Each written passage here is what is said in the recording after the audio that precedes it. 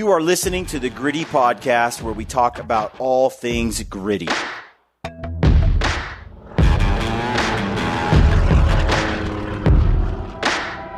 Welcome to the Gritty Podcast. I am your host, Brian Call. I've got Brad Hunt here with me, and today's podcast is with Brady Miller from GOHUNT. This is part two of a two-part podcast I did with Brady. The first half was we read from an article written by Nicole Qualtieri called "The Hunter Decline Myth," and it got some people. It's a very passionate subject. Yeah, hunting access. Whether there's enough hunters, not enough hunters, whether we should be recruiting more hunters or not, whether you should be promoting hunting or less promotion of hunting. We discussed that on the last show, and different people chimed in.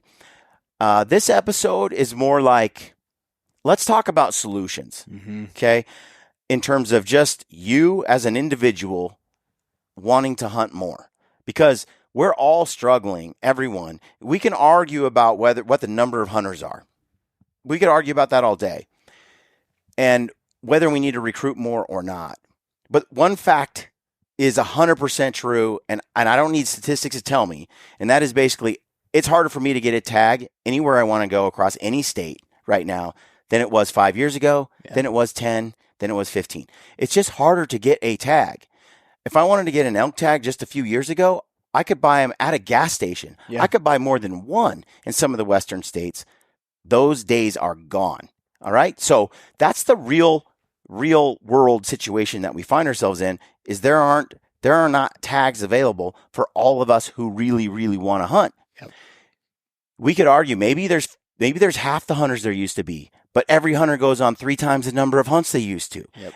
Either way, supply and demand are in effect, and the supply compared to all the people who want to hunt, the supply is low. Yes. It's lower. It's harder now than it used to be. The demand is higher, I would say, than it used to be. There's a combination of factors, right? Like access has decreased. A lot of places that used to be public or where people would say, yeah, sure, go hunt on my property, is now leased or private, hard to get access to. So access has decreased.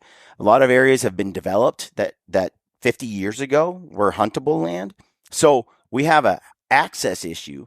Then on top of that, we have a higher demand issue. So we have shrinking areas to hunt, and we have increasing numbers of people who want to do it multiple times a year. Yep. So I sat down.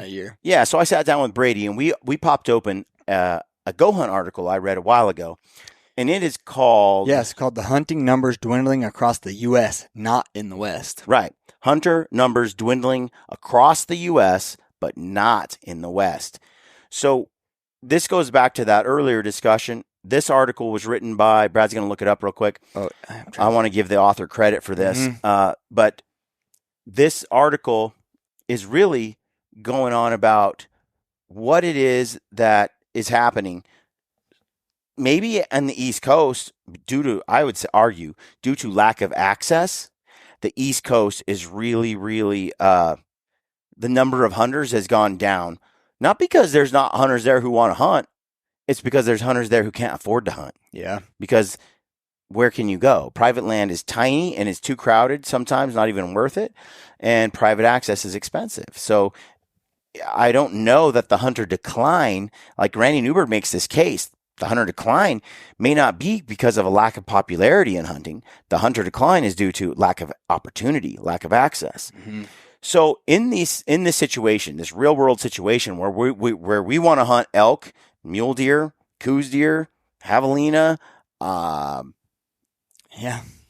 lions, bears, like all this stuff, and our opportunities are slimmer. Our the opportunity to get those tags is harder than it used to be. What can we do to get around that, to keep getting opportunities? I make the case in this podcast, which will probably annoy some people, that bitching about the lack of opportunity and how hard it is to get a tag isn't going to change how hard it is to get a tag. Yeah, exactly. I don't know what to say. Like, world changes, things change, and you have a chance to either find ways to overcome all those obstacles, or complain about it. Look, you can complain. I do. Yeah. I just at the same time find ways to get around it. So this whole show is really leaning into that. I hope you find it useful. I hope it puts you on a new 10-year game plan strategy for your future. If you're not already kind of using a lot of the things we discuss on this podcast, now's your chance. And this is with Brady. Look, the tools at GOHUNT are second to none when it comes to doing what we cover today. Yeah. This is what they do. This is what they specialize in, right or wrong, whether you like it or not. This is what GOHUNT does. They help you get tags. They help you scout. They help you become a next level hunter as well. And these guys, using their tools, you'll be able to find things that you couldn't find before. Now, it's open to everyone. Everyone can use these tools and go look for stuff, but they don't. Like, don't throw your hands up and be like, oh, I just can't do it. Just suck it up, get the tools, do your research, make your game plan, and you'll win. So I just can't. I mean, I've just never been one to not find a way to overcome the obstacles. Yep. You say it can't be done. I'm like, okay, well, let's try to creatively think of what other ways to make this happen. You have to put in a little more work on the digital side of things versus just, I'm going to go here, pick up a tag. You have to think about it a little more. And you guys know us, like, we've done that, but we've also been like, okay, let's get fitter, stronger, better at woodcraft and backcountry hunting, better at getting remote where nobody else wants to go. I'll be honest, we have empowered some people through this show to be able to get into country that a lot of people felt intimidated to get into in the past. And that's great. And it sucks because we run into more people in some of those areas than before. Again, now it's a challenge to adapt again, to find other ways deeper in, or to find other places, maybe closer to the trailhead where no one's going. So, but regardless, these tools help you get there. So hope you enjoy the show. If you use the code GRIDDY at the GOHUNT Gear Shop right now, you will be entered to win a huge prize package that we have going on with GOHUNT, which includes an expensive CBE bow sight. Like, is that $300 or something? Yeah, it's a couple $100. I think it's over 300. Is it a dozen arrows? Dozen arrows from Easton? Easton Arrows. You got a Peaks gaiters, trekking poles, the headlamp, all in a package. You got a Benchmade knife. Yep. You got stealthy products like the rifle cover, the glassing pad. You can get in on a Benchmade knife. Yeah, you can get in on Dark Energy battery pack, game bags, so forth. Swag bag, all that stuff. All you got to do is shop at the GOHUNT Gear Shop and use the code GRIDDY, and you'll be entered to win. We pick that winner in a week.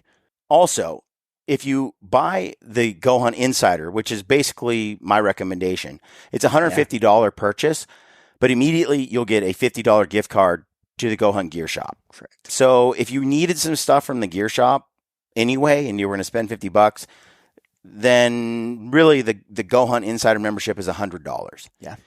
And with that, you get the mapping tools, which are no joke. The app stability has improved dramatically since last season. So if you gave it a shot and it was frustrating, give it a shot again, because we used it in the spring. And it's a whole new platform. Yes. It's really doing a great job. So give it a second go. Also, the online version, the desktop version has tools for scouting that has us all excited that nobody else has. Yes. Just for the desktop version, it's worth that investment. Yeah, Mark and I have been nerding out on the new historical imagery. That's another that they have in the Insider. Mark has been talking about historical imagery for like 2 weeks now. Forever.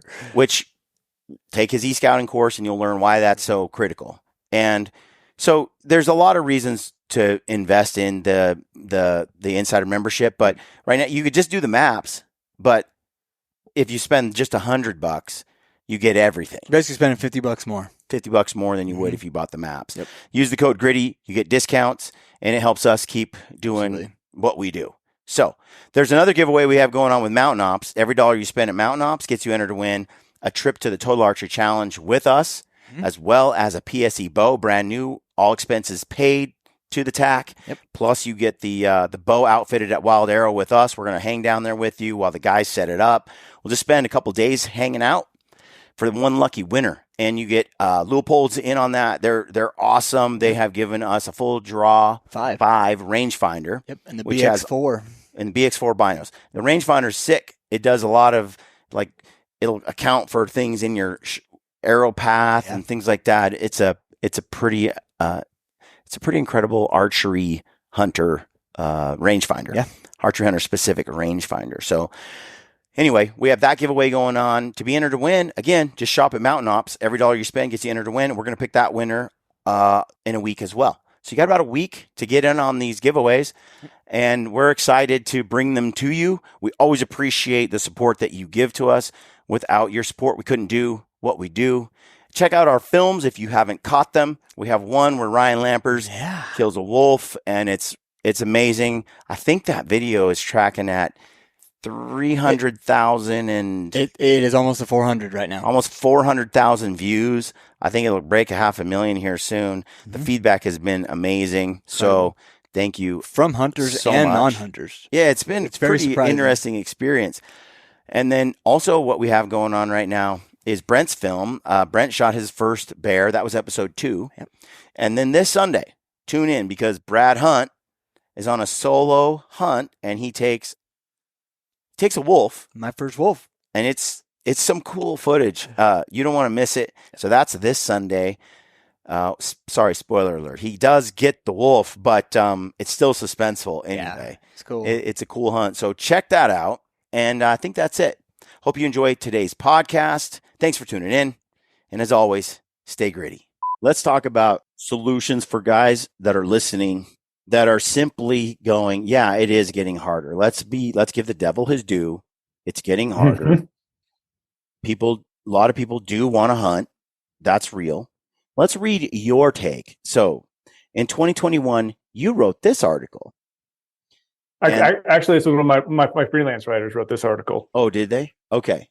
So, yeah, I helped work on it, so I have a very deep understanding of it. Yes. Jake Horton. Okay, that's right. In 2021, says hunter numbers dwindling across the U.S., not in the West.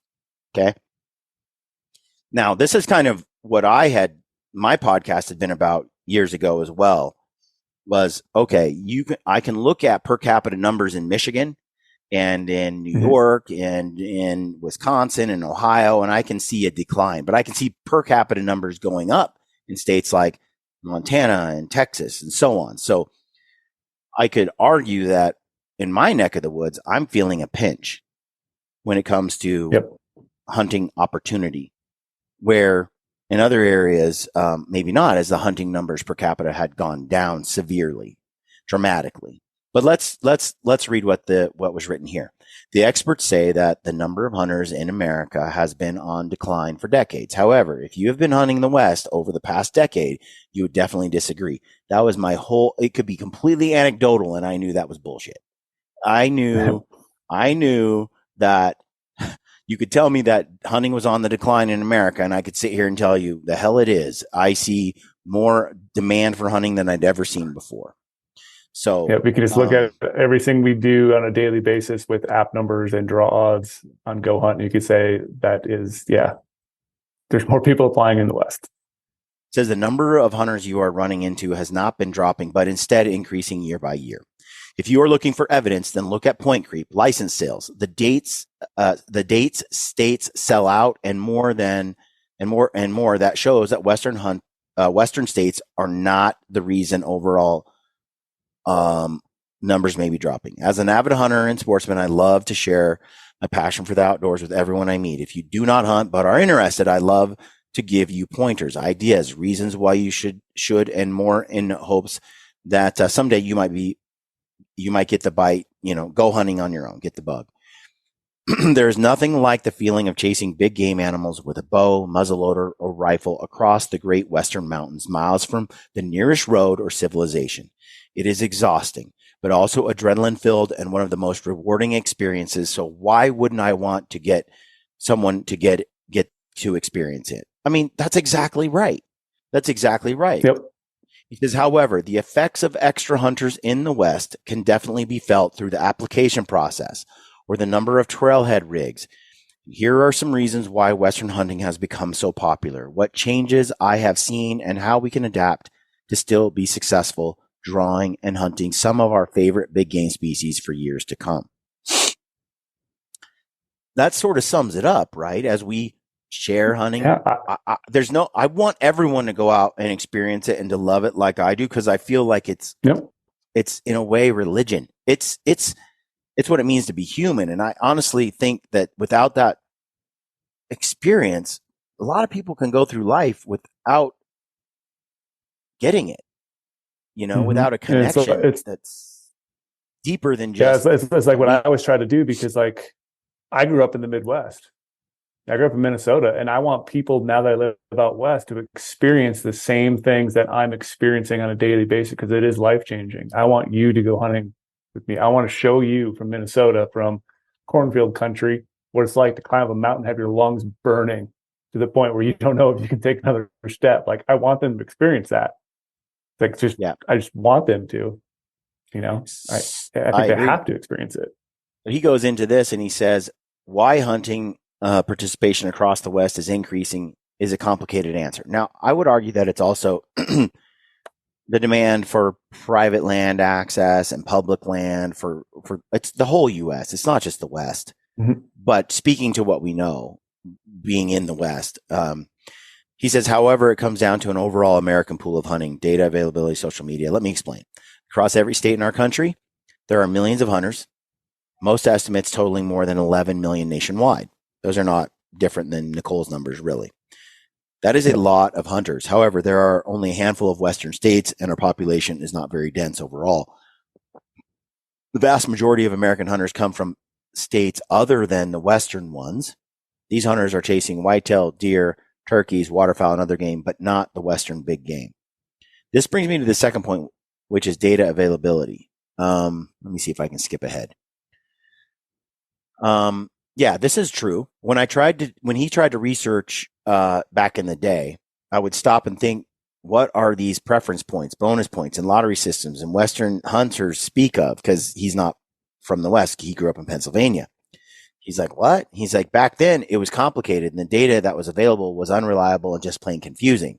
So a lot of people back east in Pennsylvania didn't even make their way to the West because they didn't know how. Mm-hmm. Nowadays, there is no excuse. Excuse me. Nowadays, there is no excuse because GOHUNT Filtering 2.0 has changed the world for hunters all across the nation and given reliable data that hunters can use to find places to hunt and draw tags. So it's GOHUNT's fault. You bunch of bastards. There's that elephant in the room right there. We got back to it. I knew we were going to get there eventually. So it's true, but it's not just GOHUNT. Before you had GOHUNT, I remember where it was Hunt and Fool. Before that, there was something else. There's Eastman's. There's all sorts of brands and companies out there that have been helping hunters. And then you think about it too. What was more popular back in the day, before internet, before social media? It was seminars, giving presentations. There was more people doing it. You were selling audio tapes. You were selling then became CDs. Like, people and also, were communicating information, but a different medium. And also, there was less conservation dollars than ever back then. Because not that many people were supporting organizations or even knew about conservation efforts. Look, the increase in demand for hunting comes with an increased number of dollars and clout and power over what we get to do. It's a double-edged sword.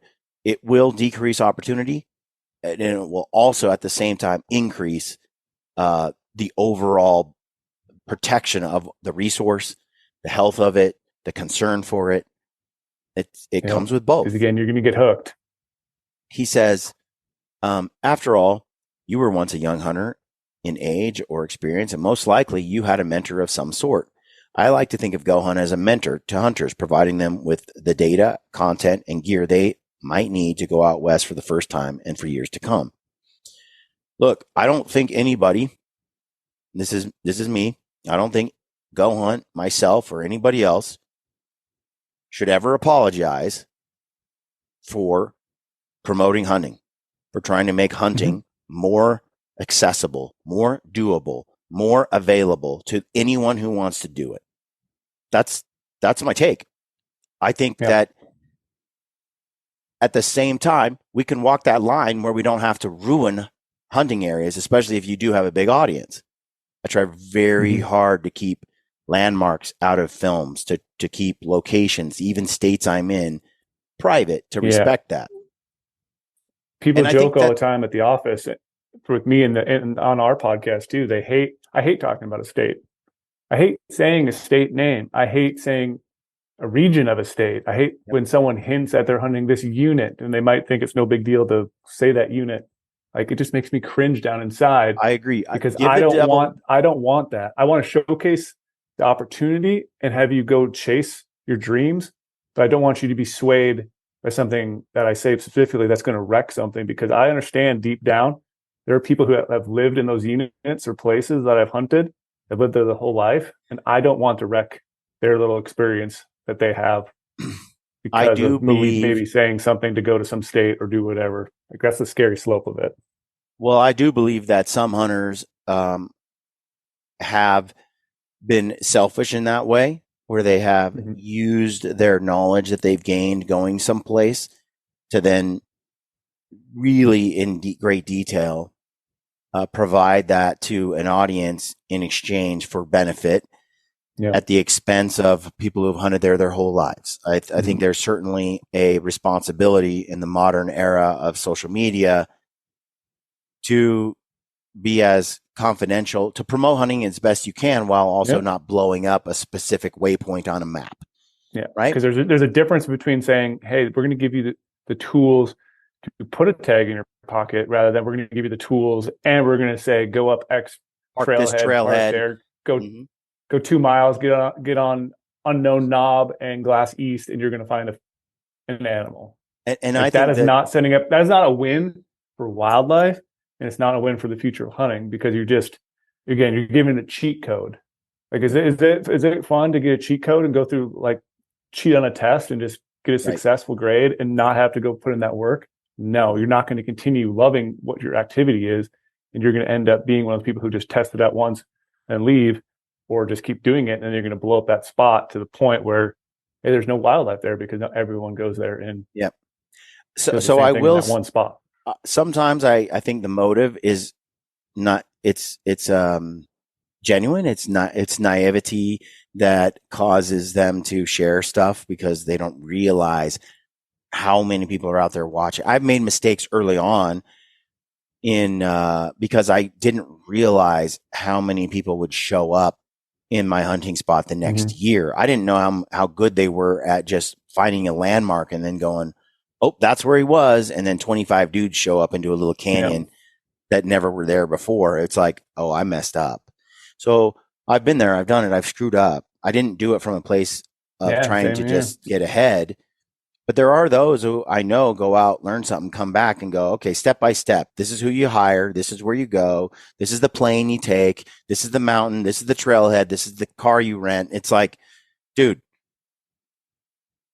when 50,000 people watch that, it only takes 20 to go and try to do it on the same dates, and it's ruined for everybody. So there does need to be, I think, when you're promoting hunting, a balance struck between helping people get out there and get tags and so forth, but also protecting the secrecy of hunting areas and locations that you go to as a hunter with a platform. And that goes for anybody that does anything with some level of reach. And even if you don't have a reach right now, like, the scary thing is everything can be searchable. Like, if you're going to a trip to, I don't know where it might be. Let's say you're going to Oregon and you're going to go hunt animals and you're from Pennsylvania. And you're going to go all the way out there and you shot an animal, and you're going to go back home and share just your hunt story on Facebook. You're going to create a photo album. Your profile is accidentally public, and you're going to start dropping all these peaks and names in your photos. All of a sudden, someone might be Googling, hey, what's this unit?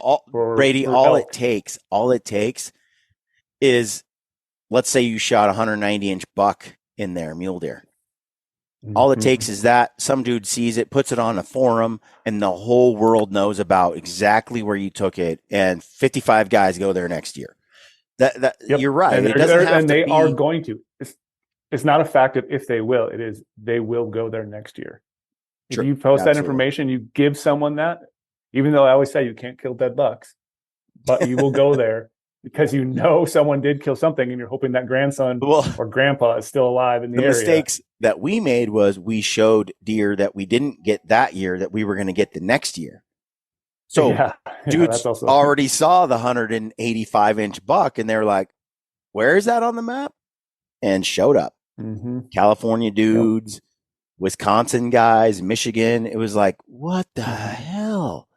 So, that's why I think it's collectively, and our entire group needs to be very cautious of what we do, because you might just have a blog or whatever for a family photo album thing. But I agree.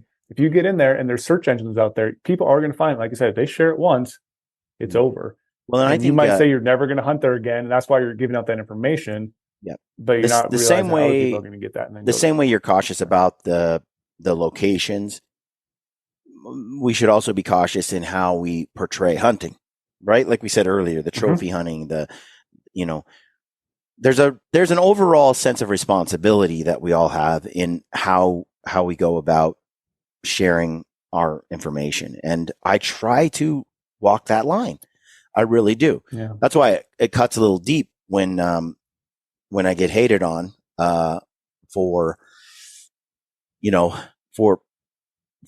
for the fact that I actively promote hunting. I don't know exactly how else to ensure that people care about it years from now. And I want my kids and everyone else to do it. Now, it's not lost on me that I have that I get to do something special, which many, many people wish they could do, but can't. Therefore, I'm easy to hate just out of envy. And that's just, again, human nature. That's going to happen. When you succeed or you're a winner, there are going to be people who just find reasons to hate you. But at the end of the day, again, back to Nicole's thing, I don't know how you promote hunting and then also make sure nobody comes hunting. It doesn't make sense. It's so hard. Like, I can make the effort. That easy. I don't know how it's done, especially to get them to truly care about it. But let's get back to this article here. So back to the article, it says the effect of increased hunting pressure out west comes on multiple levels. More hunters in the application pool cause point creep, reduce draw chances, and cause states to change their policies, raise prices, and reduce non-resident tag availability. More hunters in the field change animal behaviors, alter previously found hunting holes, make it difficult to find spot and stock, park at a trailhead, blah, blah, blah. It goes on and on and on, right? We all know this. We've all been there. This is the part of the article that I think really matters. This is where the rubber meets the road. It says, the next section says the adaptation. Adaptation is the name of the game for experienced and new Western hunters in today's Western hunting experience. The days of driving out west and buying a tag at a store are almost over in every state. I think they are. Maybe there's a few, but it's pretty much over. Even Arizona, even Colorado is getting, like, some of these traditional, it seemed like they all had endless numbers of tags. It's not true anymore. Western big game hunting states like Idaho have already reduced the number of out-of-state tags and raised their prices. Montana is contemplating outfitter preferences, which will reduce non-resident tags to average hunters. Wyoming does not let non-residents on wilderness areas without a guide, and the list goes on and on. Draw odds for Western states are only going to get more complicated in the years to come. For example, my plan starts, I missed something. Draw odds for Western only get more complicated in the years to come, which is why I will be relying on GOHUNT Filtering 2.0. There's your plug, Brady, but it's true. Hey, you heard it here first. It's true. Subtle plug. That's what it is, though. It's going to get more complicated, and there is no better tool than GOHUNT Filtering 2.0. And I'm not trying to sell something. I'm just trying to be real. It's real and honest. I know. I hope you keep going down this. I know exactly where you're going to go, and if not, I'm going to I'll steer the wheel. All right. Well, it says that he uses this to help him come up with a plan for the next few years. For example, Yep. my plan starts with understanding that I might not be able to hunt my unit in Idaho every year, so I may try to draw that first in December, then apply to either Wyoming or Montana, depending on how many points I have, while always having Colorado OTC tags in my back pocket. Coming up with a strategy or a 3 to 5 year plan may seem silly for hunters. However, if you want to hunt a state or states with a draw process, it is a necessity. That's 100% true. Like, some guys are out there really upset about the decrease in tag opportunities. And I look at it and I'm like, man, I'm not able to do some of those over the counter things I did every year that I could rely on, like clockwork. Yeah.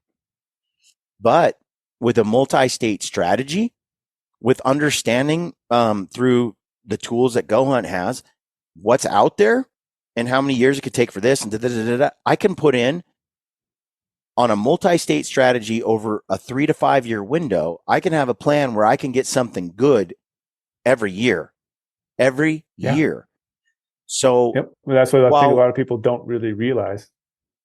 And it will cost you a little bit more, probably incrementally a little bit more, but not vastly more to apply to all these different places and increase your opportunities. It might cost a little bit more to travel there, but I would submit that many of these people are coming from the East or the Midwest that are already far. Because if you're a Montana resident, a Wyoming resident, a Utah resident, if you're an Arizona you're already guaranteed as a Western state resident a tag.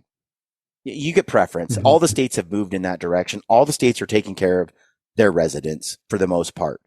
So I would argue that it's the people really that aren't necessarily in those states that are suffering more than those that are residents of those places. You get opportunities.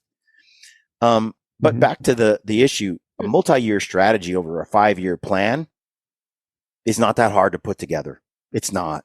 And using the tools and you put in and you're like, oh, dude, I got this one. I got that one. I got some. You can have great hunts moving forward while all your buddies are out there going, man, I can't get a tag. This sucks. I'm so upset, blah, blah, blah. You're hunting every year.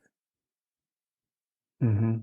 It's like, do you remember back in the day, when you go into a job interview, everything's going great. They sit you down like, hey, what's your 5-10 year plan? And you're like, I don't know. You don't have anything to think about. You kind of BS something on the spot. Like, oh yeah, I'm going to, I want to increase my workload and be a great contributor to the company. When it comes to hunting, I could tell you exactly what my 5-year, 10-year plan is, maybe in a 15-year plan, 3-year plan. I have everything dialed to the point where I know the tags I potentially could get this year. I know the backup plan to get tags this year because I want to hunt and I'll do everything in my life to make sure I'm out hunting. But then again, I'm not sacrificing my now plan for my future plan. I have my future plan set up so I know I'll draw tags in the coming years and set myself up with applications in other states to pick up those tags. And then you can have the counter argument. Well, yeah, you can't hunt the same spot anymore, Brady. Because more people are finding out about the information you provide and the tools and going to that same area. And my counter argument to that is, yeah, it's expensive to travel to a new area, but at the same time, if I want to be better as a hunter, which I really do, and keep chasing more mature mule deer all the time, I can't just be hunting the same herd every single year. I want to be chasing new adventures. I want to see new mountain ranges. I want to see new towns, new diners when I stop in there and have breakfast or whatever after the hunt or before the hunt. I want to go. There's so many places in the West I want to explore and chase mule deer. So going to that same spot, that same drainage every year, I'd rather keep moving around. That's why if it takes me a couple years to draw it and I have to move the next year, I'm fine with that because I have the big picture plan. And yes, it's going to be a little bit more expensive, which you have to budget for that. But the outcome of me and the adventure I get to go on because I'm checking out new places and the unknown every different day. It's like one more ridge. I want to go a little bit further, check out that new area. I've never been there before. What is that drainage like? That's what excites me. And that's what I know. I can say, I have my right now plan, 3-year, 5-year, 10-year plan, completely dialed to get tags every year. And there's a lot of opportunity actually out there. And yeah, that's what I was going to say too. You're kind of almost touching on just getting a tag. But let's face it, there are so many other things that, like, I try to tell people who say, what state did you kill that bear in? And my response is, please try to understand. Please try to look at this from the perspective of, how did you guys hunt bears? Not where did we hunt bears? Yeah. Try to figure out what gear we're using, how far we hike, what our strategies are. Less about where and more about how. Yeah. And you will get more and more successful. It says in here, when it comes to hunting adaptation amidst the increased hunter presence in the mountains, you need to persevere, overcome, and think differently than most hunters. I think that it says the big drainage that used to hunt and see no one might have 2 to 3 camps in it this year, and the elk are gone. Now, you can overcome that by understanding where they went, by by having understanding, having a plan. Like if you took, for example, Livesay's e-scouting course, and you have 4 backup plans. If you don't find elk here, you're finding the zones of pressure. You know what benches and slopes they like to be on, and you kind of e-scout pretty well. And then you're fit, and you can go further. And maybe you rent some llamas from Bo Beatty. You are putting yourself in a different category than everyone else. People who wouldn't go back to this area because it's too far. You rented llamas from Bo. You got a little budget. You got 4 buddies. You went back there. Between the 4 of you, you killed 1 bull, but who cares? You all had a hoot. You did the best you could. You're teaming up. You're splitting the costs. Those are all things that are beyond that all go into adaptation to become and to set yourself apart from all the competition that's out there. You're adding tools to your toolkit by doing all these different things. You're taking Livesay's course, like I said. You're doing the llamas.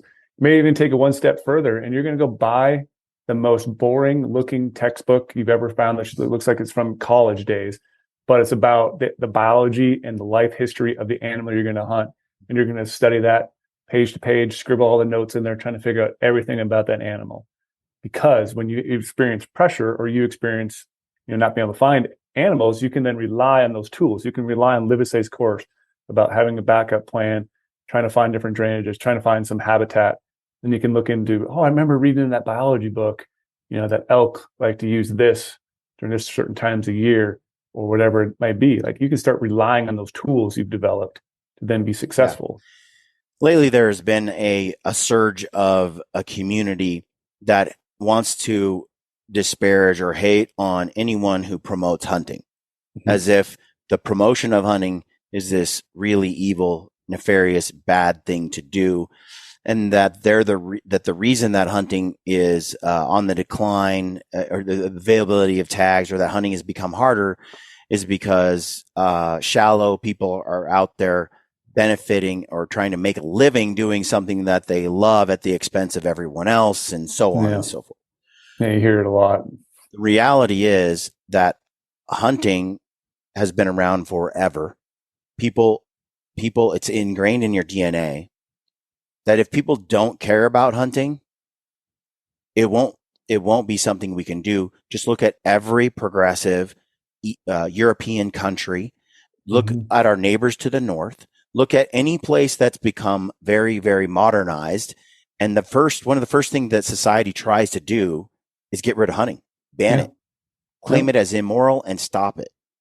So you don't get to have your cake and eat it too. That's just a lesson in life. You can't have everyone care about hunting, value it, and want to have it, and then also have no one want to do it. Those two things don't really go together. And that was kind of my beef with Nicole's approach. I think she acknowledges that too. I think she says in the article, leave the door open. But focus on conservation and inviting them out to do more with wildlife that's not hunting related. Maybe instead of taking turkey hunting, take them to some event. You're slowly hooking them. But at the end of the day, Nicole, I submit to you that will cause someone to want to hunt in the end, most often than not. And so I don't know that it can be done. But back to the group of people who say that the promotion of hunting is destroying hunting. We have more people who want to do it than ever. We have more dollar bills than we've had in the past. We have more people who now care about habitat loss than used to, and now we're fighting to gain more habitat, protect habitat, to improve habitat. So sometimes it's more painful before it gets better. And I think this is one of those cases. But I would submit to you that what's happened in British Columbia, for example, with the banning of grizzly bear hunting and other things that's gone on, I don't see that happening anytime soon here, because there seems to be a wide appreciation due to people like Joe Rogan and Ranella and Cameron Haynes and people on a mainstream stage bringing hunting into people's living rooms that are making people value hunting and desire to keep it intact in a way that didn't used to exist even 10 years ago. I remember when I shot my first bear 20 years ago and people were like, you're evil. And now they're like, that was awesome, man. How does bear really taste? Totally different attitude toward bear hunting now than there used to be. Yeah. And we need that. Like I said, we need those people out there in support of hunting and talking about it, because we could have the same thing that happened in British Columbia. We could have more of those things get pushed in through the political bill changes, totally bypass, biologists and RAC meetings and wherever it may be to push anti-hunting agenda if we don't all have absolutely support of hunting. And I would say this, look, do I prefer the world before Facebook? Yes. Yeah. Do I prefer the 90s I grew up in to what I have now today? The clothes are better too. Yeah, absolutely. I value things about social media and YouTube. And look, I wouldn't be able to do what I've done without a free platform like YouTube to put my content on. I never had the money to get on some TV show. I would still be like I was in the 90s. There's no way I could be able to be primos on the internet, Yeah. So it's certainly opened doors, and and in many ways a blessing, but it's also a curse. It's that double-edged sword. It comes with two things. Technology is like that. Progression is like that. We will always have more and more people, more and more information available. Information is the new drug. It's everywhere. People will learn how to hunt. It's inevitable. With everybody with one of these in their pocket, out on a whitetail hunt and filming it and posting it to their IG story or their TikTok or whatever, millions and millions of people do it all year long. I don't have to be an influencer for, like, if I were removed, there'd just be a whole bunch of other people doing the same thing. That's a whole bunch of mini ones. That's called progression. That's called technology. That's called information. It's more and more accessible every year. Yep. That isn't going to change. No. So people who say it needs to stop, or I don't like this, I don't like that. I worked at this company. There was 250 of us in the IT department. They fired 225 of them and replaced them with IBM contractors in India. The reason they were able to do that was because it was cheaper in India, and those people were as capable as the people here. And the people here, they didn't have any other skills. When they lost their jobs, some of them hadn't bothered to become more skilled in 20 years. They were still programming with COBOL. And it's like, what did you think was, like, you had no value except in this weird company right here because nobody uses this tech anymore. You have to be this kind of person who adapts and adapts and adapts. And I hate change, but I still embrace it. I'm getting my YouTube channel put on Rumble. I'm trying to be in locals. I'm trying to be on iTunes, Spotify, everywhere. Every year when it comes to what I do, new cameras, new gear, new software for editing, new plugins, like everything is a constant embracing of change to compete, because I've always looked at it this way. If you're someone who complains about competition, you're a bitch and you're going to lose. That's it. And when I see these people complaining about the fact that it's harder than ever and pointing at the finger at everybody else, look, I'll give his devil his due. Like I said, there's a lot of influencers or hunters or people that create content that I've seen ruin hunts because they don't walk the line. But more often than not, the main issue is simply that more and more people are getting access to hunting because they feel empowered to do it. They care about it. They want to do it, which I embrace and I support. And those people then create more demand, which makes it harder on a limited supply. So that means you got to adapt. And to bitch about it is a waste of time. And you bring up adapt. a lot here, and it is spot on the truth. Because like, yeah, I work at GoHunt. There's a lot of information out there that everyone can access. I am not like hiding anything when I talk about, the processes of how to do things, because I want people to be excited about it. But at the same time, then, since I'm not, holding back all my deep, dark secrets, I have to adapt as well. And there's just so many ways that I've been opened the doors of, I want to look at this data differently, even though it's all out there. I don't have any secret data that I keep on the side. It's all on the platform. But I just start looking at that data differently. I'm like, all right, how can I look at this where other person isn't going to look at the same way and still find a really good quality hunt out of it? Or I might even find a new opportunity in a new state that I never would have thought before if it wasn't for having the data available at my fingertips. And like, I was able to go on some phenomenal hunts by thinking a little bit differently than maybe someone else might be, or willing to put myself in a nasty, horrible environment where, tag availability is like, oh yeah, you're going there, you're going to hunt. Those are leftover tags for a reason. You're only going to see 2 animals an entire week. Right. Sign me up for that, because that sounds like a good adventure. And I know there's going to be less people there. I'm just thinking outside the box a little bit. I'm trying to put tags in my pocket. And there's some years where I've turned back tags. Like recently, 2 years ago, I had 6 mule deer tags, 6 buck mule deer tags. Right. You know how crazy that sounds. Like I drew too many because there were all the tags I drew were very easy to get. I turned a bunch of them back in because I can't do all these hunts. But like there's opportunity there if you want to chase it. But how willing are you to dive in to find those little hidden gems? Because you might find something this year that you risked it to go to a certain state. And you're like, wow, this has been out here the whole time. It was the best hunt I've ever had in my life. But it takes you doing a little bit of work, adapting your strategies, adapting your thoughts, adapting what your term of success is.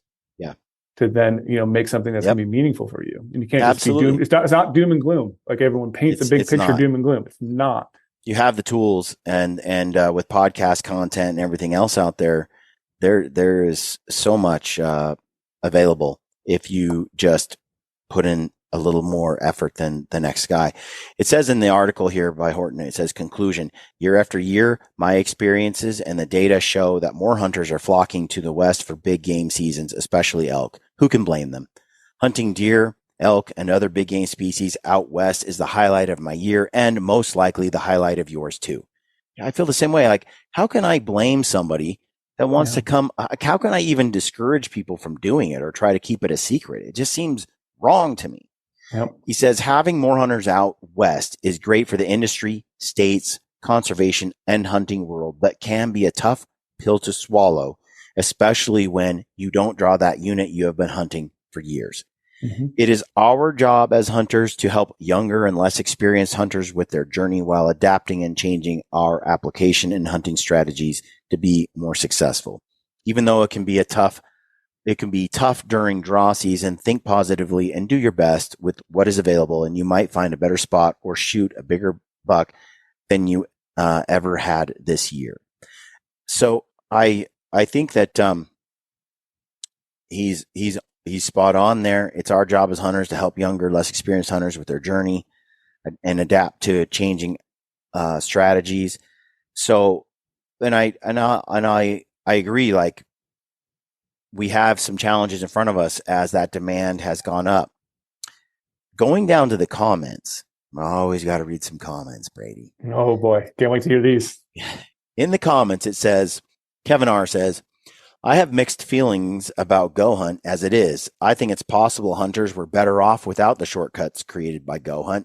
If you were too lazy to figure out the application, then don't go. You don't deserve it. And we were definitely better off before all the Randy Newbergs, YouTubers, social media hunters, and TV shows that glorified Western hunting. Now it's all going to hell. And sorry, GoHunt, you are making Western hunting worse off. But yeah, good for you, exploiting wildlife hunting for profits. My moral compass is just fine. Perhaps look at your own. That's it. And it's always interesting how everyone always goes to that level. If anything off the wildlife, you shouldn't be doing this. You're a horrible person. Well, and when he says I have mixed feelings about GoHunt,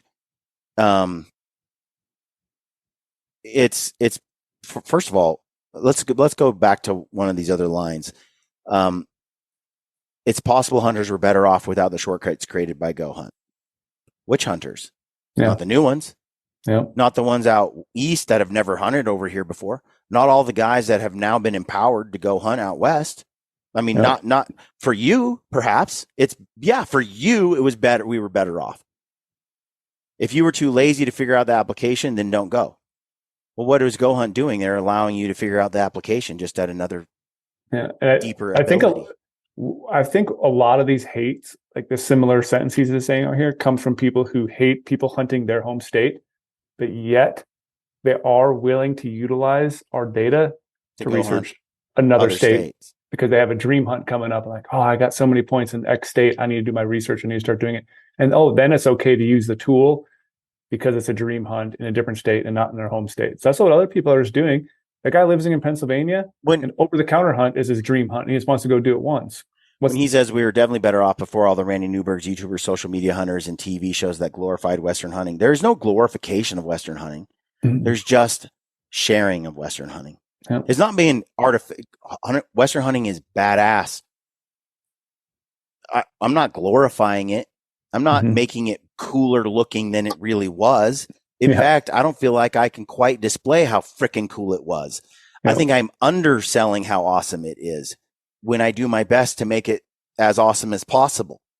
Now, to be better off in what measure, what metric? Again, you have people like Rogan, you have people like Cameron Haynes who have reached mainstream audiences and brought many new hunters into the fold without a doubt, and also has made it so lawmakers and other people that have influence and are in powers of decision making at this point care more about hunting than they ever did in the past. So by what metric are we better off? I would argue we're less likely to have bear hunting banned than ever before, than in the last 15 years. So by that metric, you're wrong. Are we better off? Because we're definitely better off before all the Randy Newberg, YouTubers, social media. Who's better off? You, maybe? You, individually, on a personal level, might be better off because it was easier for you in the past. Hunting as a whole, I would argue, not better off. And any new hunter or person from the East or someplace that didn't grow up out here, they're not better off. The only person better off is you. Now, I was going to say, like, the biggest problem I also see with this is, so if that guy's mentality is like that, let's say he lives in whatever state it is, like we're talking about Washington Bears, you know, how they're going to close it all. What if that guy from Pennsylvania is like, well, screw you then. You live in Washington, we're going to close Bears. Because you hate me when I'm trying to come out here and do some research, I'm not going to support this at all. I'm not going to spend my time sending my comments into the commissioner, jumping on the phone, trying to get my friends to rally to protect bear hunting for you in your home state. I'm going to back away and be like, well, you guys, built your grave here, dug it, you're going to live in it now. Or you can get everyone on board with it and be like, well, yeah, you're coming out here to research, you're coming out here to do this stuff. I understand Western hunting's awesome, but since you guys are having some issues, I'm going to support that, because as a hunter, I support all hunters. And that's what I always try to say when I'm trying to write to commissioners or share things on social. Like, I will probably never hunt bears in Washington or in Oregon or some of these states, but like, I am still going to waste my time to support them, to write in comments, because it's hunting and it's death by 1,000 cuts. You cut it there, it's going to happen in my home state as well. So I'm going to collectively want to help everyone. Kevin R is full of shit, because when it comes to Randy Newberg, that man is in the legislative houses. Yeah. He's sitting there fighting for things that Kevin R hasn't done shit for. Pisses me off. Randy Newberg is in the trenches out there protecting access to lands, fighting for the protection of public lands from state takeover, which is just a privatization of public lands. He's done more to notify and to rally the sources and to educate the public on what was happening. I would have completely said, hell yeah, I hate the federal government. Give it all back to Oregon. Let Oregon manage it by themselves. I don't think that the feds should be involved. I hate the government. I would have totally gone on that road, not understanding the nuances of what happened. But Randy taught me. So I just find it just pisses me off if you can't tell. No, your moral compass is effed, or you're just naive, or you just don't know what you're talking about. I'm not saying, look, I try to give the devil its due. I will concede. I feel for the fact that you're not able to get a tag as easy as you were before.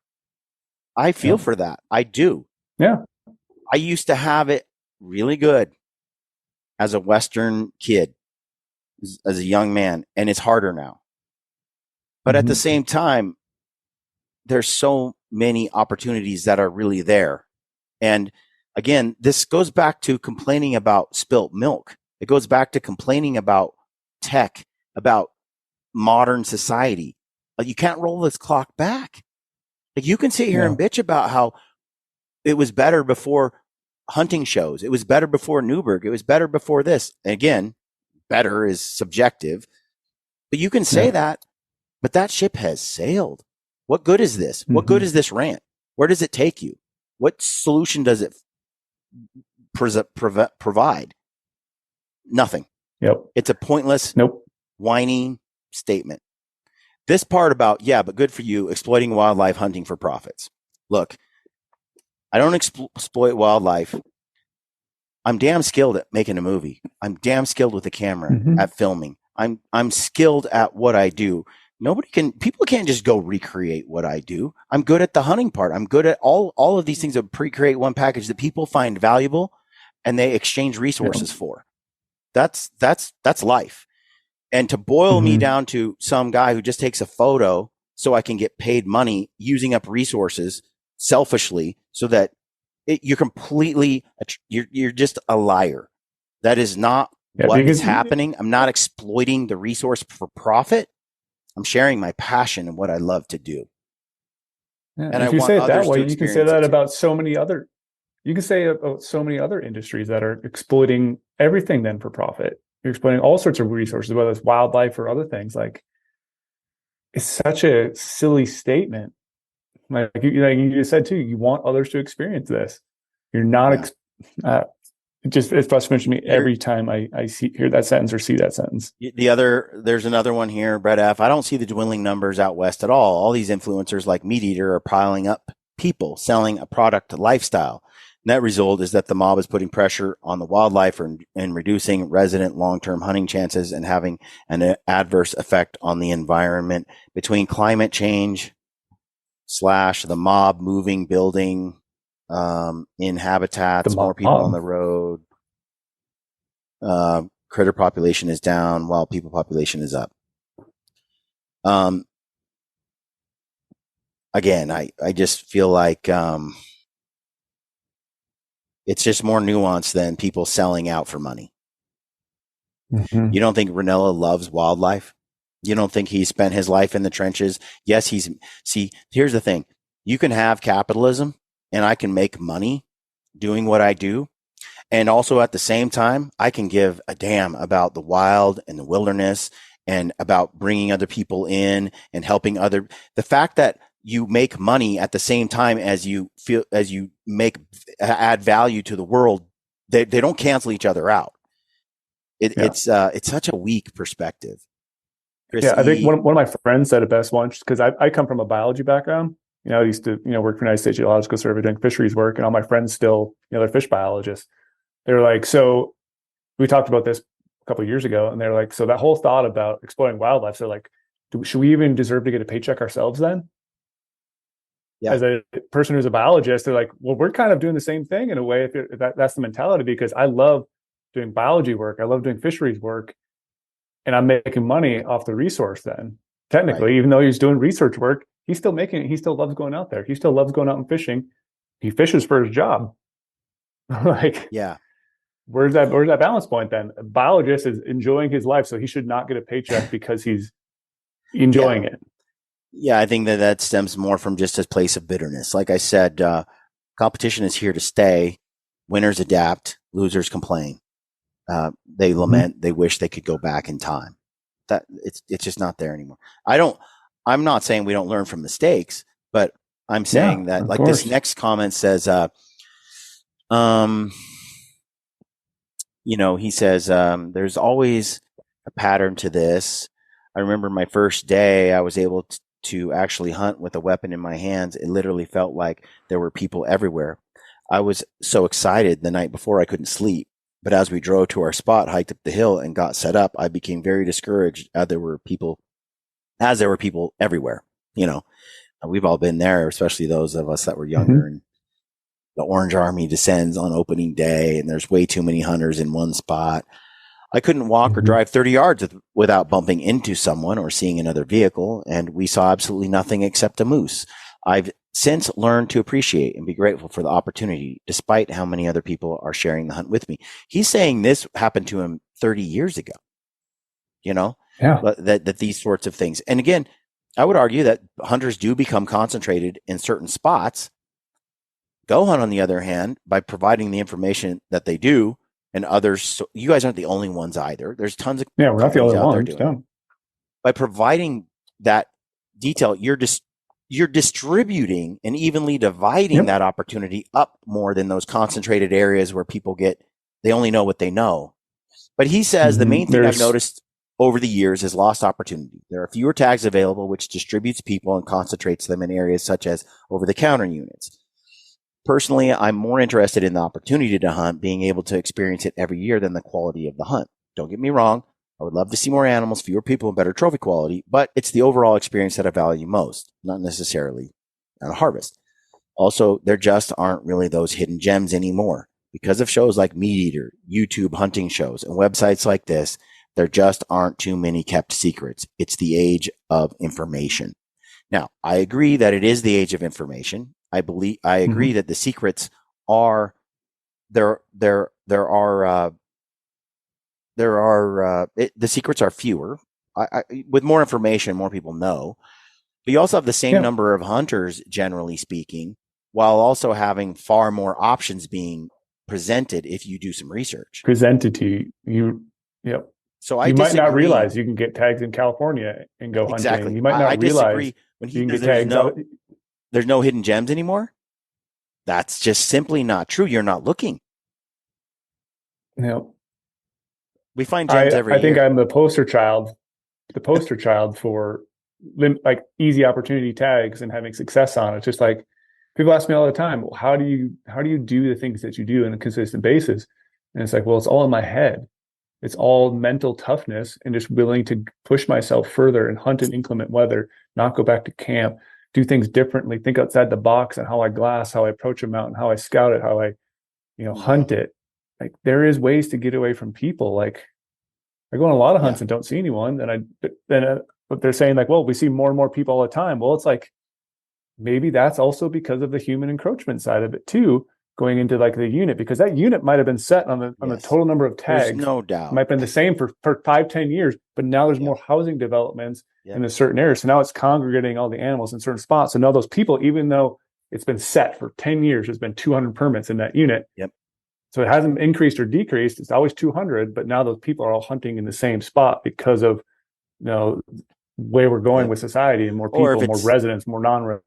Or if you were hunting more second homes, like more road systems. If you were hunting state land for years and then the state just sold it off to private people and now you can't access it, that happens as well. There used to be this many tags available for the public, but now you can get the tag, but you can't get the land, which is Randy Newberg's big, talking point. Another fellow says, funny how it's suggested that we need to check our moral compass because we regret the loss of yearly hunting opportunities we had from childhood. However, you pimping your hunting program for profit is the moral high ground. Now, I do think that when he says you need to check your moral compass, that was a harsh way of putting it, perhaps, as people genuinely feel aggrieved by the loss of how it used to be. But I go back to that first guy's comment, like, who's it better for? Yeah. Maybe you do need to check your moral compass. The way I read that whole statement is it's better for you and for a few people in your boat, but it's pretty much worse for everyone else. Mm-hmm. The past. So again, is it not selfish? I mean, is it not selfish to say I wish I could keep this all to myself? I mean, that's kind of the definition of selfish. Now, again, I do feel like he's regretting, he's missing those opportunities from childhood. I miss those too. But I don't understand spending too much time on that. It's gone. The milk is spilt. I don't understand the dwelling on how it used to be. You can't go back. It's not how it works. Yeah.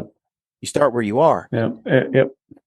You can't just drive down the road anymore and expect an animal to jump out and you to harvest it. You might have to get out, put a little bit of effort into it to go find success. I think this Chris G, he probably sums it up pretty well. He says, interesting read. Isn't that just how it goes? You always hear about the good old days. I, of course, would love to draw more tags, as I'm sure we all would, but I'm okay with tougher odds if it means better conservation and ability to leverage lawmakers to help preserve our pastime and help ensure that my kids will be able to enjoy the same things throughout their lives. And I think that's the cost of doing business, right? If you're going to protect hunting, if you're going to promote hunting, if you're going to get people to care about hunting, the byproduct is people will want to hunt and people will hunt, and there will be a little harder, a little more challenge in getting the tags and going on the hunts that you want. But the upside is that, yes, your future generations will get to hunt, but also, I think that we will see an increase in habitat as more people care about it. That you'll see an increase in opportunities as time, it gets worse before it gets better. So I think that as more and more people care about it and the demand goes up and the supply, then I think can go up as well as areas and states try to increase supply and make it a priority among their state objectives. I think it all adds that value. And again, I think that's more money the state can get for habitat improvement work, winter range work. Maybe more people can go out and do all these guzzler projects again, like I'm saying about like more money to do these things means more wildlife. It might mean like for the time being, like you said, there might be a little less tags or harder to get stuff in the meantime as those projects continue to get to the point they need to get to. But that more money is going somewhere, more hunters are donating to that time, that effort to make the whole thing better as a bigger picture side, rather than just thinking narrow-minded. And you want things right now rather than waiting it out to see how it comes to fruition. Yeah, absolutely. I think that eventually,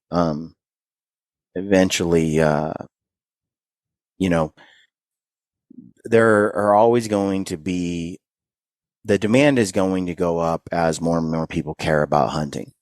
And we're going to have to adapt. I think when he talks about he'd love to draw more tags, but at the same time, if it means I can help, if it means that my kids will still get to hunt years down the road and we won't become like British Columbia or European countries, then I'm okay with the cost of me losing some opportunity. My question is, from a philosophical level, what do you think happens at a societal level when very few people hunt? Just from a societal perspective, people who hunt, I'll submit, I think are some of my favorite people. I feel like, what would you say about people who hunt in general, where their heart and soul is at? They're the most down to earth people ever. They'll give anything off their back to help anyone out because it feels like they understand the way things work in the world. Kind, honest people. Their food isn't being shipped in on a truck and they're buying it at a grocery store while they live in a sea of concrete. It's not like people who hunt, to me, have their heart closer to nature and they understand the natural world. They are much better people in society than not that, don't get me wrong. I'm not saying people who don't hunt are bad people.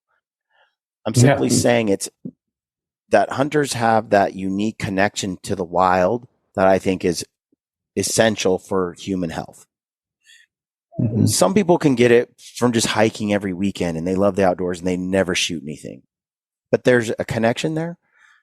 I would argue that we have a lot more in common than we don't in many ways, even though you don't kill on the mountain, But I would say that it's tremendously beneficial for society, for a society that hunts. It's tremendously beneficial to society when a large portion of the society is hunters. I just think hunters get it. They're just like, yeah, a man is a man, a woman is a woman. Like, that's nature. Like, there's basic tenets that people who hunt don't deny. There's a reality of existence that they embrace. I have to kill other animals if I want to live. I can't live in la la land and crap on Brian's hunts and call him evil while I eat a hamburger. Show up. While I eat a hamburger as if I didn't kill anything. Like, hunters don't do that. They get it. So that's why I'm saying at a societal level, I think it's deeply valuable that many people hunt. That as many people as we can get to care about it and want to do it. Will it cost me opportunities? Yes. And I think the price is worth it. And if we don't think about it this way, like, eventually we're just going to have fragmented landscapes where we just have national parks. And that's the only wildlife that exists, or in those small national parks, because everything else will just be totally destroyed. And that's the only thing we start protecting is we have wildlife there. We have grass, we have animals, but that's it, because everywhere else is just homes, houses, cities, like I said, whatever it may be, entertainment places. I agree. And like I said, I think that these things right here that we just discussed are primal. Protecting hunting grounds is natives killed other Indians that came in their hunting grounds, like, to the death. Like, they fought and fought to protect hunting places. I think it's in ancient times, it's the same. Like, we have been doing this forever. It's a natural process for these comments. It's a human trait to come in viciously like this and to hate on Brady Miller and go hunt. I think that's ingrained in what it means to be a human. I think that is something that has to be fought, though, just like the ingrained nature to be tribalistic, to fight for yours and kill those outside the tribe. Like, I think seeing each other as all children of God, or as all divinely interconnected as one human race, that's something that is a new thought that isn't as natural as tribalism, right? So I feel like there is a deeper philosophical, like, ingrained in our DNA type of behavior throughout all of this that undergirds all this discussion. But at the end of the day, to sum it all up, demand for hunting has gone up. The number of hunters has been it's gone a little flat, though. It surprisingly hasn't gone up per capita. The demand for Western hunting probably has gone up dramatically, though, in comparison to overall hunting. But still, demand has gone up. Opportunities are harder to find. The world isn't going to change. That's kind of the norm. You can complain about it and complain about the past. I just don't know that it serves any purpose. I want more and more people to experience hunting, because I think it brings tremendous value to the human soul. And so I'll continue to promote it. For people who want to go that extra mile, they should, and they want to improve, they should watch podcasts that teach them how to do stuff. They should they should take courses like what Mark Livesey offers. They should attend the Western Hunting Summit and hang out with other like-minded, hardcore, outstanding human beings who want to go out and be better hunters than the next guy. They should embrace the challenge, and they should engage with, I think GOHUNT has the best research tools when it comes to finding tags. They should invest in all of those things and embrace what's there. Embrace what's there and have a multi-year, multi-state approach to maximize your opportunities. I mean, I guess to me, that's just a winning approach. The other approaches they take you nowhere. They just don't take you anywhere. Nope. If you're dedicated, you will use everything in your toolkit to make your life better or to make your hunting success better. And there's so much knowledge out there nowadays. You got to soak it all up. And again, don't just look at things face value and be like, oh yeah, all that information's out there. Everyone knows everything. I will fully say there are, There's gems. you said it earlier too. Gems. There's still hidden gems. Mm-hmm. There is guaranteed hidden gems. Yep. You just got to know how to find them and be willing to work. Yeah, I agree. And it's a tough subject to cover because, look, I've been in those shoes where I've been angry and bitter that opportunities I used to have are gone now. Really angry, mad at Steven Ranella for publishing a show that showed, that Idaho had some great hunting. And it's like, Ranella, I hate your guts. Or Prince of Wales Island or something. I used to have it to myself. But as I've gotten older and I've realized it's a dead end. That's like kicking against the pricks. There's no point. It doesn't add value. And at the end of the day, I'll go for it. I think it's just important that the very thing that fulfills us, we share with others. Mm-hmm. Yep. And the funny thing is too, it's like these discussions, like we're talking about, these comments, like I do enjoy responding to people about these topics. Like I am not the person who's just going to sit there and, if I say something or someone jumps on YouTube or one of the articles I write, like I want to have a discussion, but I want that other person to have an open mind and literally want to have a discussion with me and not just, be stuck in your ways. Like let's have an open-minded talk about what are your thoughts, what are my thoughts. Let's figure this out, because that's publicly available then for everyone to look at those comments to start gaining a better picture, gaining a better understanding. The more we start talking about these things, the more we have difference of opinion, the more we can find a common ground. We're like, okay, yes, I get it to a certain degree. I just wish, I could get that tag in that area all the time. I understand I probably can't anymore. Maybe now I have to drive 2 hours further to get a different tag. Like, let's talk about different ways we can all have fun and success and go hunting and share hunting and bring some other new people in, or keep the people we have, but bring other people who are not supportive of hunting, make them, supportive enough and tolerate it so we can continue with this. Like, let's have that discussion. Don't be afraid not to ever have some of these discussions, and just have an open mind about things. Yeah. I mean, I speak my mind and always have from day one, and I usually suffer the blowback from it. It's whatever. Look, I don't do what I do so everyone will like me. I do what I do because I want to do stuff that I think makes a difference and is meaningful, which means that if you have any convictions about any subject and you stand by them, that there are going to be people who absolutely oppose you. Only people that ride the fence on issues can sort of please the masses, but then what are they doing? Like what difference are they making? So, but back to GOHUNT filtering 2.0, you guys have that tool available to people. How much is it if people want to sign up for that? Yeah, so all of our research tools under Insider, everything's all bundled into one. It's $149 a year. $149 so, a year. Right, the day you sign up is good for 365 days from that day. For $149 a year, it gives you access to everything. And when I say everything, gives you access to it all in one place. Is kind of what's everything. Really, you got, so at the Insider, it covers all of our research tools. So underneath that umbrella, you have filtering 2.0, which is our filtering system where you can take, hey, I want to hunt X state, I want to hunt X species. It's going to show you all the units available. You can start sorting that by harvest success, draw percentage, percent public land, number of animals harvested, give you a lot of this data to quickly narrow down how to find a hunt. Because that's the hardest part. A lot of people think, like, how do I break down those barriers? I look at a regulation book. I don't know where those units are at. I don't know what all that information means. So we break it down data-wise, straight facts.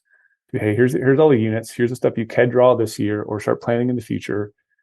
And then once you start narrowing it down, you can click into a unit, and now we have what we call our unit profiles. So our unit profiles are a part of filtering 2.0. And a unit profile is basically like a synopsis, like a book summary. What am I going to expect by going into this unit? Not giving out, go to X trailhead, glass this mountain range. This is where all the animals live on this drainage, but giving you a general overview. It's hard to give a general overview without blowing up spots. So we have to walk that fine line, but what you might expect. Are you a person who needs terrain to glass? Yep. Are you a person who is not physically in shape? We're going to let you know how that mountain range, your unit looks like. And then down below, I have a bunch of data about number of hunters that hunt that unit, what your draw percentage are, what the harvest success. So that's a unit profile. We have draw odds. So everyone needs to know what their draw odds are. And so we have a data scientist team who are super geeky, who come up with exactly how the draw played out, which is big. If you're going to go into a state and you only have 3 points and you actually need 6, and you keep applying for it every single year, you ain't going to draw. And you just think the system's broken and more people are hunting the West than ever before. Yep. Maybe it's because you just don't understand how the draw odds work and how it's a preference point state, not a bonus point state. And most, so draw odds are. I think most tools don't dynamically update that data and actually provide a realistic draw odd. Instead, it's some sort of weird number. I think often that falsely gives you hope where you have done. Actually. Yeah, exactly. That's why a lot of people say, well, I can get draw odds from the state. State produces draw odds. Well, state technically doesn't take into effect resident, non-resident tag allocations, how many people at what bonus points, what preference points. It might be just taking apps versus tags. And that's not a true odd of you getting that tag at your point level. So draws are very important. Underneath that umbrella, we have our insider application strategy articles and insider only pieces of content. That's where we kind of get into the more, juicy details of how to navigate a state's draw system. What are new for this year? What units might have been closed or open? And people that are listening that haven't used the tools, you guys have a lot of YouTube videos on site, instructional stuff. You watch a 10, 20-minute video, you can then go ahead and recreate it. It's pretty basic stuff. This isn't rocket science. No, you do not need to know how to work a computer very well or be super tech savvy to be able to do this. It's basically like, can you log into something? Can you open an email? Well, you could probably open an article and read it and then click around some tools and play around. Honestly, I think people taking the Treeline Academy from Livesay, his e-scouting course, I think taking that course, and if you use the code GRIDDY, you can get that course at a discount. Taking that course, combining that with the tools from GOHUNT, the insider membership, combining those two things together, you're lethal. You're lethal. 100%. You will find opportunities. You will change your whole hunting life. And the fact is, Mark's course is like some 40 hours. Look, most guys are not willing to do that. And most guys are not willing to buy the insider membership either. Most guys aren't willing to buy it and then actually use it. So again, this hidden gem thing, I just don't agree that you can't find those things, because we do it every year. We do it ourselves, that with some investment in learning this stuff, you're weeding out a ton of people that can't compete with you. And then when you add some physical fitness, like I said, a llama rental or just some private land access or some little piece to it, you get a non-resident in Wyoming to go with you on the wilderness, just little tricks here and there. And boom, you are in the money year after year. And so again, what's the point of complaining? Find a way to win at the end of the day. And people can get that GOHUNT filtering 2.0, the insider membership. They can get that with the code GRIDDY and get a discount. I don't remember what that is, but they do save with that code if they go to GOHUNT. And, they'll save off their membership by using the code GRIDDY. I think there's a pretty steep discount on the Livesay's course if people do that as well. Like I said, I feel like those things combined will absolutely change your life. Yep, because then you can get the intel on how to e-scout, how to learn all these tools about how to find animals, like how to have the backup plans. Like Livesay's course is pure gold. I've been hunting my whole life, and I've taken Livesay's course and learned a bunch of things. When I talk to him or have him on podcast, I'm learning something new all the time. It's like that guy has a wealth of knowledge in his head. That's why it's great hunting with guys like you and Livesay and picking your brains, because you do have this is your life. You spend your time digging into this stuff. You geek out. And so rather than, I think, complaining about the good old days and the way it is now. And I heard Ranella say this. I heard someone say this the other day. They would argue the good old days are now, not back then. And, I would say on so many levels, that's true. That's true. And also, again, it goes back to just the philosophy, a way of looking at the world. Do you look at it from a scarcity mindset or an abundance mindset? And I decided a long time ago when I started to share with people, okay, how do you do a podcast? Well, this is the equipment I use. I was very open about it. Mm-hmm. Looking at it from, hey, all of us can start a podcast, right? Like, sure. Why should I hoard the pie to myself? And I've been very, very forthright with helping other people succeed in life or sharing information. I've been like that forever. And I've tried to approach things without that scarcity mindset where I'm like, I'm not sharing anything because I don't want anybody to know my secrets. That's a way of living I decided to go about doing years ago. And that's more of a mindset that I try to live with. Yep.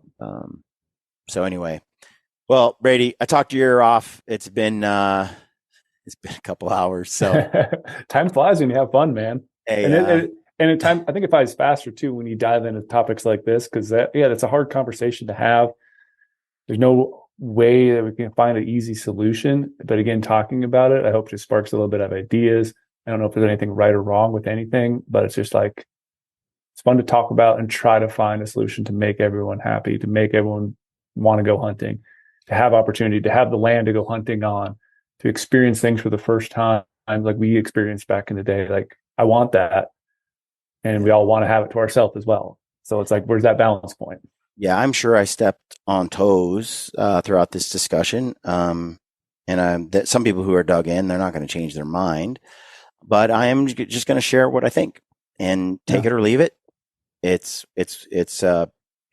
I am always, I'm not that person that's set in stone, by the way. I'm pretty much, you give me new data to work with, I will be very open-minded to that new information, and I'll change my opinion. Mm-hmm. If I can see a rationale for it. But anyway, I got to say thank you to Nicole for the article. I think she did a great job. And you should give her a follow. If you don't, I've enjoyed her takes on things. That was a really well researched article. Makes you think, and I really like what she had to say. And this one by Jake Horton, very good, and that was on the GOHUNT page. So thank you, Jake. Brady, thanks for having taking a moment to come on the podcast. Always a pleasure, brother. Always enjoy get together some more and do another hunt soon. But folks, yes, sir. Thank you for tuning in. We'll catch you on the next one. Stay gritty.